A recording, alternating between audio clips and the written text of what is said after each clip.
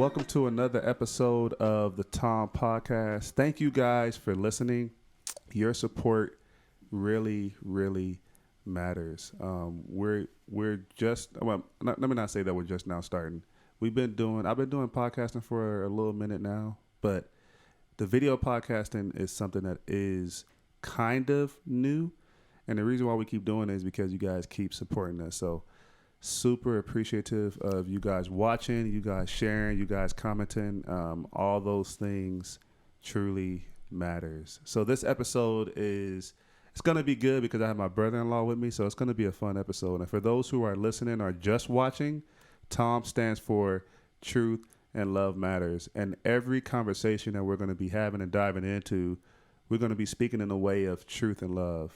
I am a firm believer that you cannot have one without the other. You have to have truth and you have to have love. So when we talk, hopefully we are going to be talking about in facts and truth, and then also in the way of love and respect and kindness and gentleness and all that too, because that's what we see in the scripture. So without further ado, got my brother-in-law Julius with me. This is good to be here. I've been knowing Julius for years, 10 plus years. We said we were just talking about it before we started. We were talking about it before we started shooting. Yeah. You said 2009? Mm-hmm. Okay. Yeah. So we've known each other for a little while. I mean, we didn't know that we would be family. Yeah. Man. We definitely didn't know that. But we were musicians together. I mean, you're still a musician, but you still a musician too. Come on now. Yeah. You still play I don't play as much as you do, but yeah, that's where our roots come from. We met at our father-in-law's, which is crazy to say. We met at our father-in-law's church, and he was playing guitar. I was playing drums.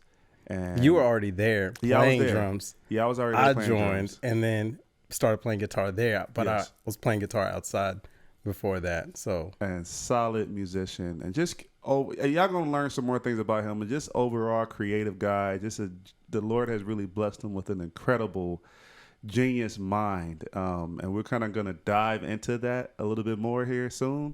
But yeah, we met at my father-in-law's church, like he said, playing music and playing out too a little bit from here and there. And then long story short, he married my sister-in-law and I married his sister-in-law. But y'all got married first. We got married first. Yeah, we started so you beat me to that. Yeah, I beat you to the punch. And I don't know if we're going to talk about marriage today, but we may dive in a little bit because I think it's just funny to me that we both married sisters and we're not necessarily brothers or twins or anything like that. Usually when you see somebody marry sisters, they're usually like family in some way. So this is good. But again, thank you, man, for being here. Yeah. Thank you for being on. First thing, I just want to just know a little bit about you. I mean, I know about you, but for the audience, we want to know a little bit about Julius. So first, man, where are you from, man? Yeah, so thanks for having me on the podcast again. For sure. I definitely agree. Truth and love matters.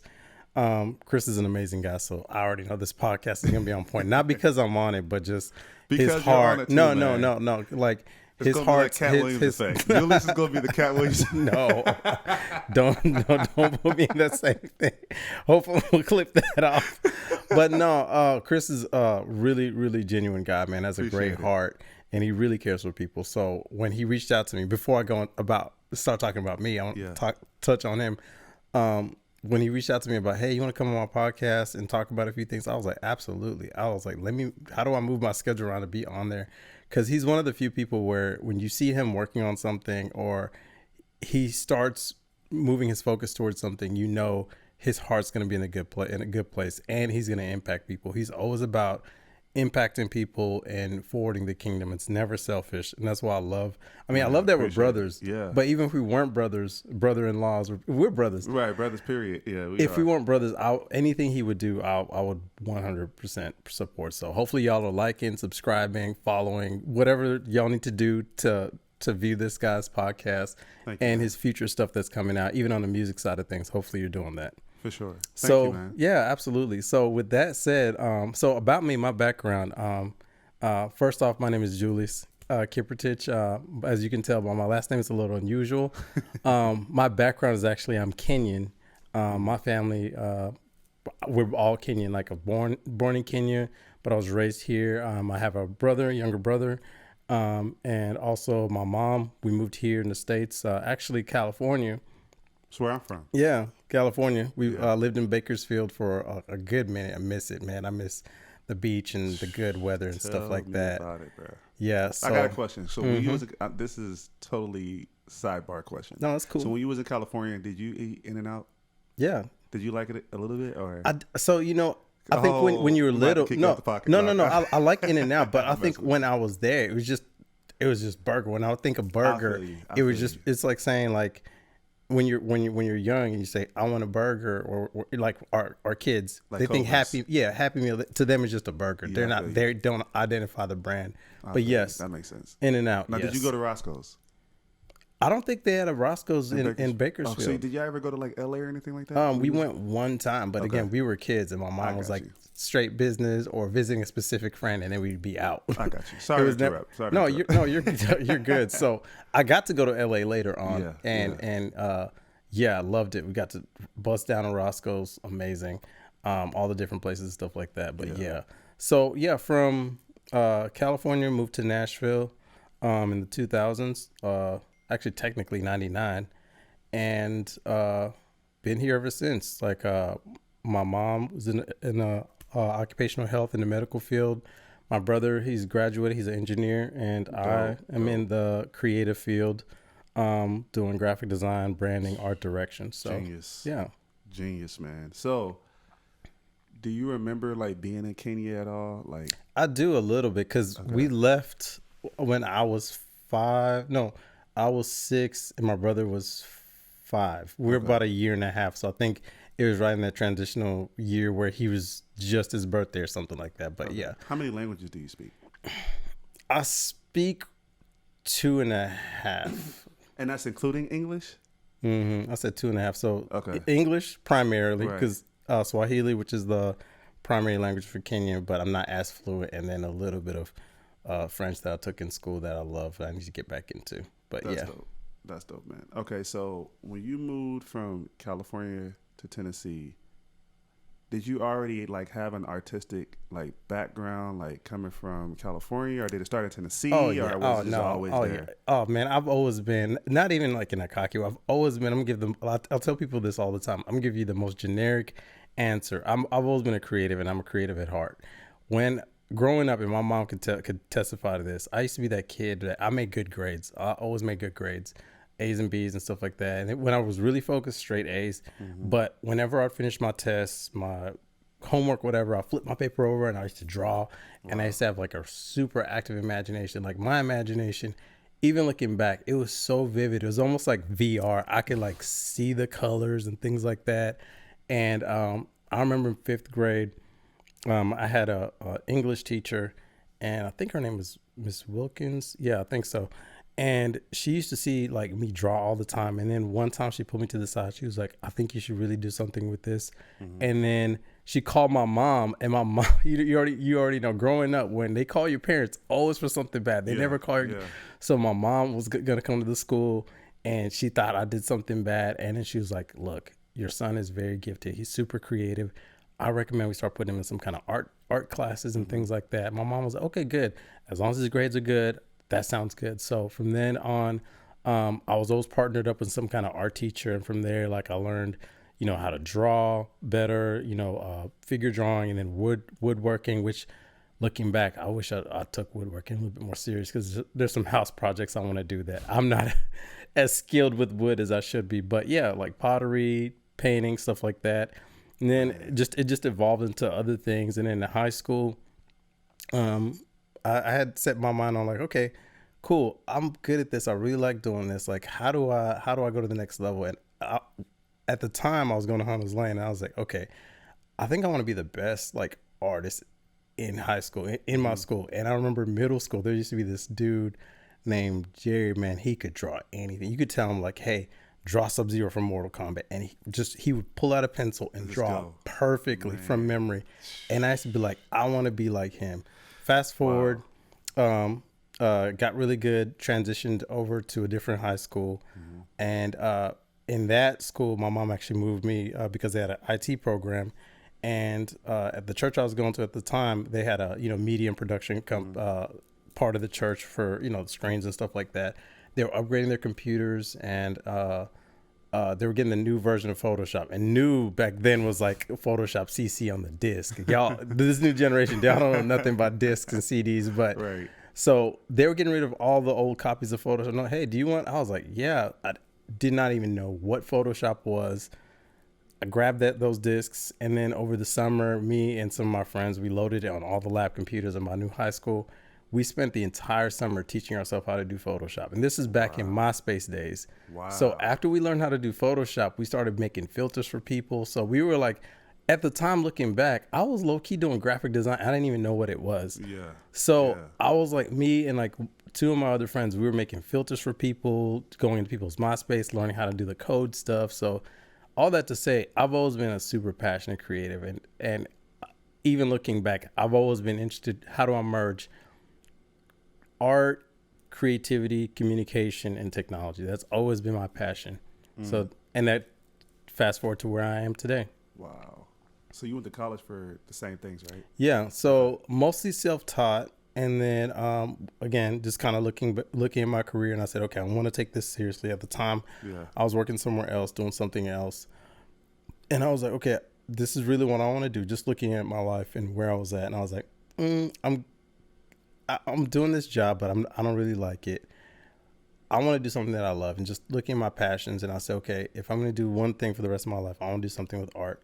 So I got serious about art, re-enrolled in art school. At the time, I was doing a little bit of freelancing here and there, but art school really... Freelancing like in what? Like doing like small logos here and there, and just small flyers. But it was all like self-taught, not really like any like formal training as far as like knowing the theory behind stuff. So when you say self-taught, like, then you spend like hours on hours, like just drawing, studying stuff, going to the library, checking out books. Like, okay, this is how you draw people. Okay, this is how you do, like, even with Photoshop, there was no YouTube back then where you can go and type in, how do I edit this image in Photoshop? And then none of that existed. YouTube didn't even exist at the time when we were learning. So it was a lot of self-teaching. And I think that has also transitioned to a lot of different areas in my life where I take the initiative to self-teach, even with guitar, kind of self-taught. I remember, funny story, before we left California, well, it's funny to me, but it's kind of sad. But before we left California, again, with the whole artistic thing, I knew I wanted to do something with music. I'd never played any instruments. And I told my mom, I think I want to join the band. She was like, okay, what do you want to play? And I was like, I think I want to play the trombone. And she was like, okay, why trombone? I said, I don't know why. We got the book, we got the trombone. It was in the summer, so I was learning the basic scales and stuff like that. I hadn't, joined, did the tryouts and stuff like that in band. And then like 3 weeks later, right around the time school started, my mom got a job to move to Nashville. So I never got to join the marching band, never got to try out. So then when I moved to Nashville, we had to, I think at the time we were renting it, because you remember growing up, you can rent some instruments until you figure out what you're good at, then actually buy it. And then from there, I think my interest shifted a little bit, like, okay, trombone's a little heavy. Let's find something lighter. And that's where guitar came in. That's dope. And you self-taught there too? Man. So that's the beautiful thing about the way you self-taught yourself, is that you actually spent time to study what you was doing. Like and not to shade anybody, but a lot of self-taught people nowadays probably spend like 10 minutes here and there. And we're automatically, and because of social media, and it's not 100% because of social media, but because of social media a little bit, we see how people are doing, and we automatically want to be there.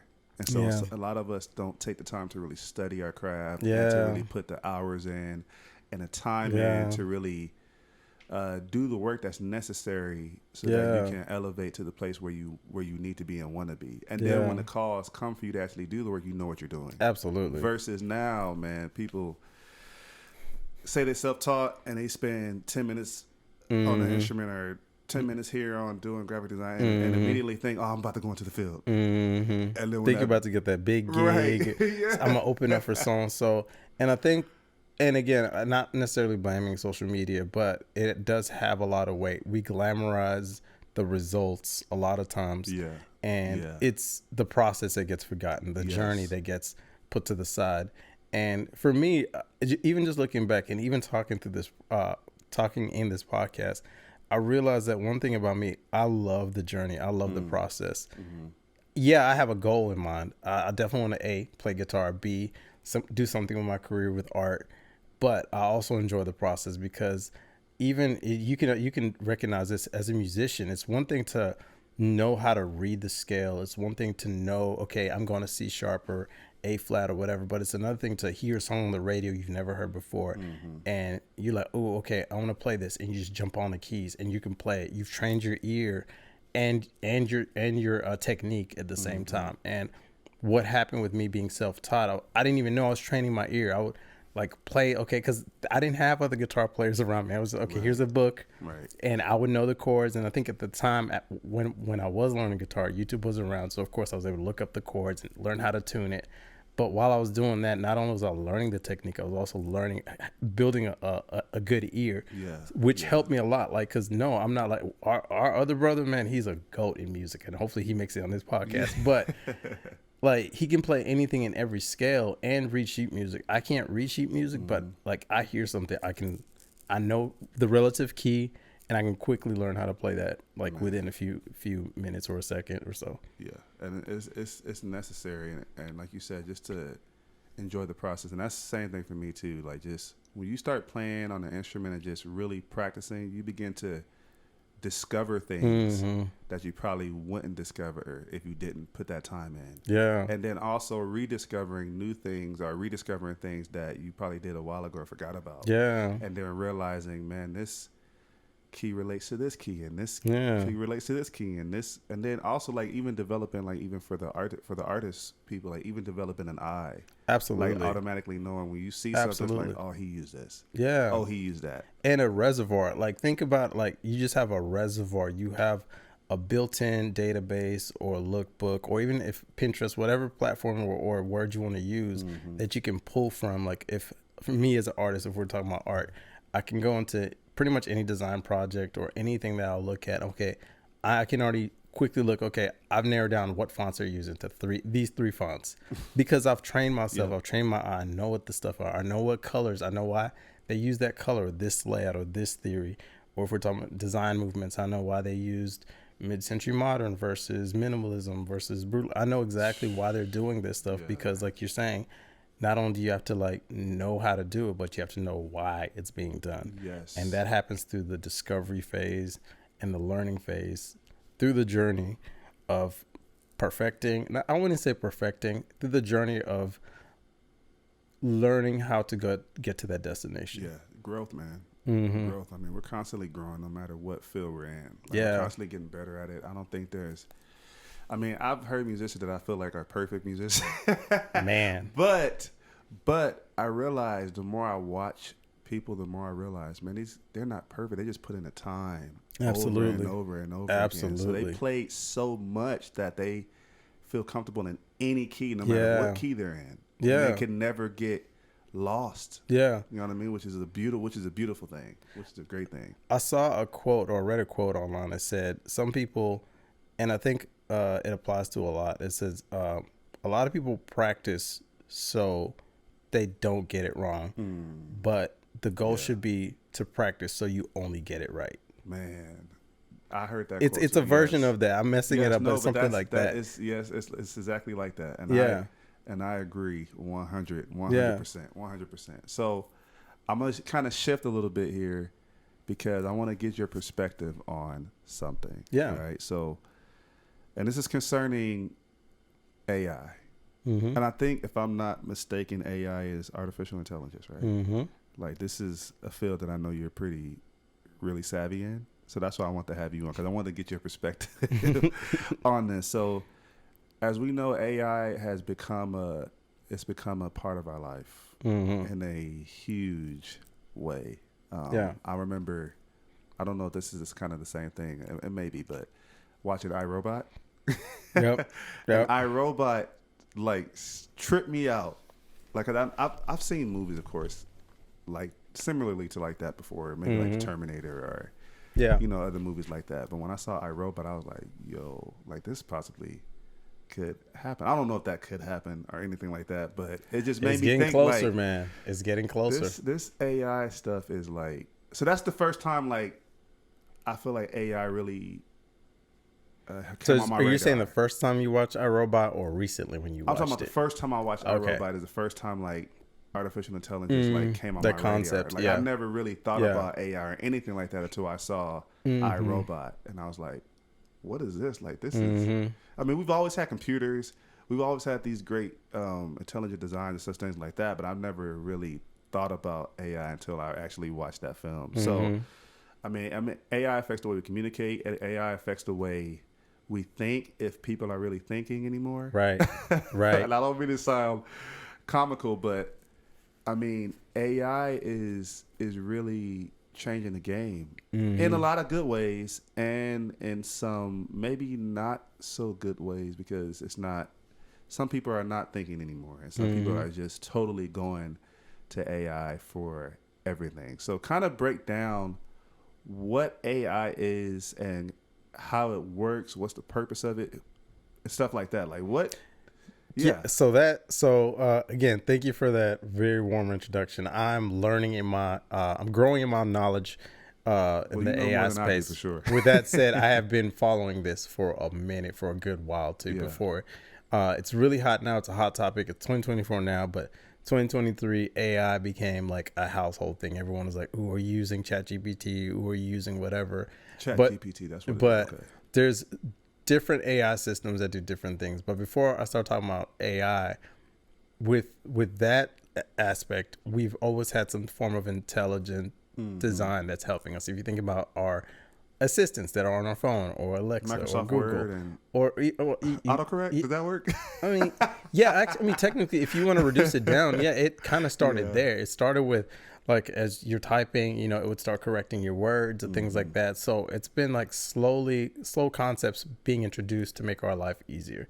I would say the most widely accepted and adopted form of AI, and I use that very loosely, would be our assistants that we have right now, like Alexa or Google or Siri, or I forget. There's like two other big ones, but everyone just says the name. Hey, what's the weather? I don't want to say because we have one here, and when we say it's going to talk, we don't want to bleed into the mics. But we ask it what the weather is, add this to my calendar, do this to my shopping list, and you get to the grocery store, you pull out your phone. That's a form of assistance that's happening. What's happening now with AI, the whole artificial intelligence, because with that platform, it's more so what I talked about earlier, is more so like of an assistance. So it's just assisting.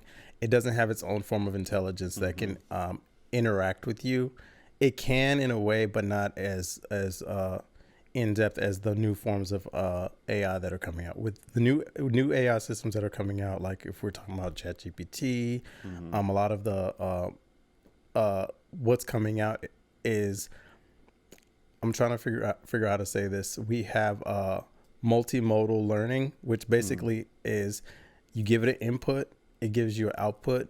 And with multimodal, what you're going to start seeing is you can give it a video and say, I want this video to turn to a script, and it'll pull out a script. Or you can say, hey, here's an image. Tell me what's in this image. And it'll describe that image. And you could take that description of an image, feed into something else, and say, hey, create 3 mood boards. And it'll do that. So now it's becoming where we can interact with it. With AI, what's happening is you have a database that's being fed a bunch of information, pictures, words, video, information. And what it's doing in real time as you ask it something, it's reading that database and then understanding the context. So if you say, hey, I'm going to go shopping and I'm looking for a suit for a wedding, it's not going to go and buy you jeans, a denim suit, because technically there are denim suits you can buy. I mean, it's whack to wear a denim suit to a wedding, but it's going to know, okay, context. Okay. It's going to look at also, it's going to listen and also know the context. Okay. Is this a fall wedding? So we're going to need something a little bit warmer, and it's going to, shop around kind of depending on what you've been searching. It's going to know your search history and then pull up size recommendations, fit, price points. You can feed a lot of information to it. So with the new AI systems that are coming out, they're more so interactive with us. So I can talk to it like a normal person, like how I'm talking to you. Before, you had to actually like input specific commands. Like with our assistant here, we have to say, what is the weather? We can with the newer systems that are coming out, we can say, hey, tell me, should I wear a coat today? And it'll tell you, what the weather is, what it recommends for you to wear, things to look out for. Hey, there's going to be hail in a few hours. It can get as in-depth or as light as it can get. That's a higher level view of it. That's a lot. Yeah.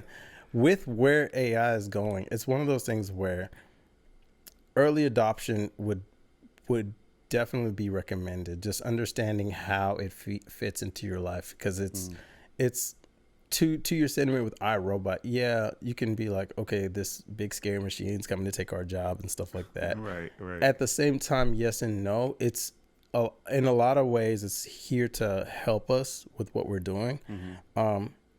It's really about how do I not necessarily automate, but how do I make my job more seamless? How do I engage and free up my time to do what I really want to do? Like, for example, you are a music producer.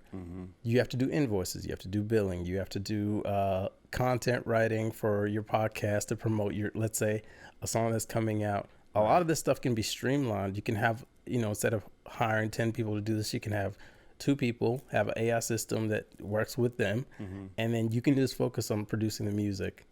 So it's here to help us if you know how to engage with it. That's a lot of high level. So do you think from your perspective, and being a Christian at the same time, so do you think from your perspective, because I do see that AI is, and ChatGPT is just one and the same, right? Yeah, it's a form of AI. Okay. Yeah. Like, it's super helpful for all the reasons that you just gave. But I remember I was using, and I'm telling on myself right now, I used ChatGPT for a paper. I will never forget.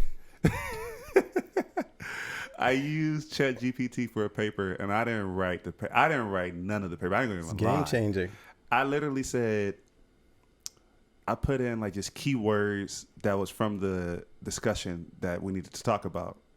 And I said, write a 500-word essay on this, and that. And in 30 seconds or less, ChatGPT came up with, boom.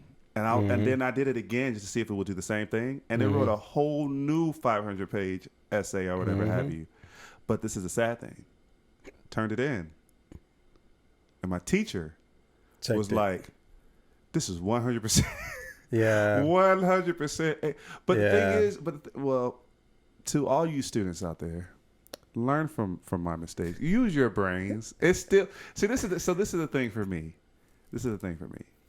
I do think it is helpful 100%. But I do think for us as humans, because we can be lazy at times. That's true. And we can begin to depend on that just for everything and not use our brains anymore. So do you think that AI do you think there are any ethical issues with it? Or do you think it's just to each his own? There's definitely ethical issues. So before I go into some of the ethical issues with AI, I will piggyback on what you're saying with your paper. So I don't inherently think it's wrong to use AI to write a paper. Okay. I say use it as a starting point. Like, okay, I have a blank piece of paper and I have no ideas.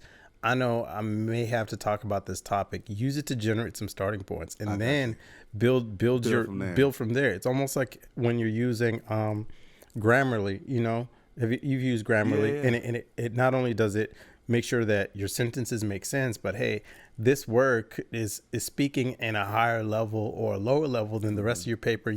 It gives you recommendations, so you can use AI in that space where write your paper, leverage some parts with AI, And then so try to have at least like 70% of the paper be you, not AI. So then that, to me, then that way it's a win. It's, even if you run it through a system, it's mostly your writing, mostly your thoughts, not just a machine that's cycled through millions of articles and pieced together an idea.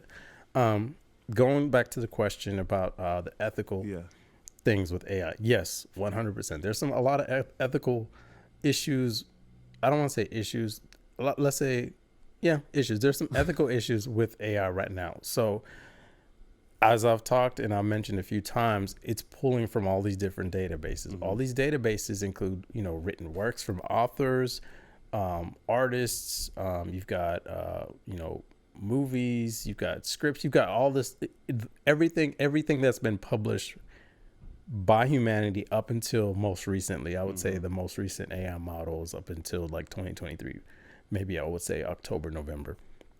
So everything has been written and published and is in the public domain and private domain is all uploaded. The ethical conundrum or the ethical issue that's happening now is a lot of these models just grabbed everything, loaded it in. Imagine it's like you're teaching Chase or Logan how to speak English. Right. You teach them how to speak English by speaking English. Speaking English, right. So that's exactly how AI is going to learn. It's going to learn how to write by studying authors. It's going to learn how to paint by studying artists. It's going to learn how to shoot photography by studying photographers.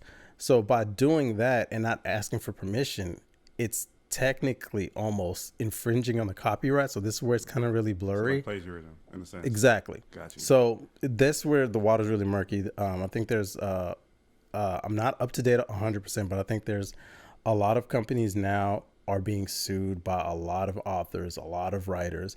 Even now, like I'm sure you've seen, like there's a lot of viral songs that are going out that are by Drake, but it's AI Drake or by so and so, and it's just their voice that's being used. And someone might be even writing a whole song using AI, or maybe they're just a good writer. And like, man, I just want my song out, but I'm just gonna have Drake on it, or I'm gonna have Kendrick Lamar, or I'm gonna have this big Christian artist sing my song, and then release it as them, but it's not really them. So now you're using somebody's intellectual property, their voice, their likeness, their image to push out something that is technically not even them, but it's you and or a system. So there's a lot of ethical reasons why right now AI is kind of that weird territory. They haven't really, there's not really consensus or a law that says, no, you cannot use a celebrity, or no, you can use people up until they make it to this status level. We don't know. So there's a lot of gray areas. And then what that does too, the next level up would be disruption. So everything you see on the internet, everyone knows the quote, don't believe the internet, right? Now it's getting scary where you can't even believe video, because you can make artificial videos. You have now Photoshop. You saw the thing I sent last year when the girls on the trip. There was a side note story related to AI though. So our wives were on a trip, and we live in Nashville, and there was a bear that was loose. And my wife had sent me a text, hey, make sure our daughter Olivia's at home. Make sure you don't go out. There's a bear that's in loose. I was like, oh, okay, cool. We're all the way in a different part. Where the bear was at was tens, if not, a few hundred miles away from us. So I was like, it's an opportunity to play a prank. I took my daughter outside in the grass. I took a picture on my phone, took that picture in Photoshop, grabbed a section, and you can literally do it. It's so easy. Like, I could teach Chris to do it right now in like less than 5 minutes. Grabbed this tool called the lasso, selected the section where I wanted the bear, typed in bear, grabbed my daughter's eyes, typed in tears, and then saved that, send it to the wives. My wife called back hysterical. Oh my God, was there a bear? I was like, it's a prank. So that's a funny story, but also kind of going back to my point. If it's that easy for me to manufacture something that's just with very little effort, I'm a good designer, but with very little effort, I made something that's, I would say, 80% convincing. If you have the right intention and a lot of effort, you can make something that looks 1,000% convincing, with video, with audio, with images, with sources, and a fake website within a matter of minutes or minutes. So disinformation is really going to be my prediction, disinformation is going to be the new territory we need to really watch out for. when it comes to AI, because it's not this system that it's so hard to learn and only so many people can use. It's right now, the systems that are come out are consumer grade. Before, it used to be like you need to be an engineer or a developer or someone in some kind of creative / technical field to understand how to have this platform work for you. Now it's consumer grade. You can go in and type in stuff. No, I'm not saying this for you, anyone here to do this, but I'm saying those are the ethical things that I'm thinking about. And then alongside with that is also where's all this data going? Right, so we're feeding it, we're freely engaging with it. It knows my search history, my typing patterns, the things I create. So somewhere along the way, someone's building a profile. They already have my profile. Google has our profiles. They know what we like. They know what we search. You go you go on Pinterest, and then you jump on Instagram. You start seeing an ad for Adidas or some Nike shoes because you went through a little binge and you're saving a bunch of shoes. So they already have a profile on you. So now, as we engage with this, it's going to create a unique opportunity where, like, instead of having like a general range of knowing, okay, we think this is what Chris was like, it can say this is exactly what Chris likes. This is his favorite color. This is what his shoe size is. This is where he drives. This is where he lives. And then you're going to have all this data about individuals. And my concern is, like, you have all this data about individuals. What happens when someone has access to an AI system and they can target individuals for scams?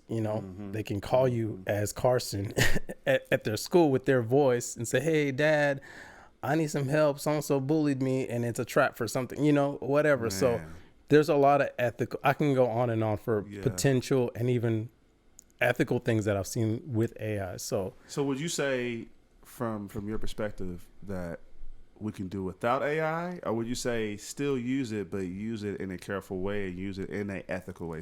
But it can be. So you still are saying though that it can be used in an ethical way though? Yeah, absolutely. Right. I mean, inherently, I agree with a lot of the data scientists right now that are talking and leading the charge with AI. It's not inherently good or bad. Right. It's a thing. It's like a car. Right. A car, you driving a car, Chris, is different from someone who's like has 6 DUIs and they're driving out to a seventh party and they've had 10 shots. Yeah. Okay. The car inherently is a neutral force. Right. What you do with the car depends on the driver. And the same thing with AI, depending on who's on the driver's seat and depending on which companies and what entities have what interests can shift what focus the general tool of AI goes. So you don't think it would ever get to a point, and this is just, conspiracy theorist thoughts and talks, you don't think it would ever get to a point to where it's thinking for itself and it begins to, do you think that could ever happen to where it could think for itself and it begins to do things that, absolutely. Let's just say, like, because a lot of the weapons of mass destructions, if you will, are used just Wi-Fi, if you will, satellites and stuff like that. So it just makes me think about things like that. I wonder if it's start thinking for itself before you know it, just missiles taking off and all types of stuff. But basically going back to the main question, like, do you think AI could begin to be sentient? Yes. So I'm not naive. I like to think outside the box. I don't consider myself a conspiracy theorist, but I also look at the trend. The trend is from the early 2000s, we didn't have cell phones. I know you didn't have a cell phone. No. Cell phones cell phones are already out. Like, I'm talking about like just wide adoptions for cell phones. And then you have people, and I'm going to a point. Then you had cell phones become a thing. Then the smartphone came out, BlackBerry. Then you had the real smartphone with iPhone come out, and then, technology started just escalating as far as like it being accessible and mobile and smarter. If we're just following the trend of something that's on the consumer grade, more so about communication, entertainment, and connectivity, what is a system that's designed to know everything and do everything and be easy to use gonna look like in 5 years, in 10 years, in 20 years? So my conclusion would be, it would be really dumb to say that it would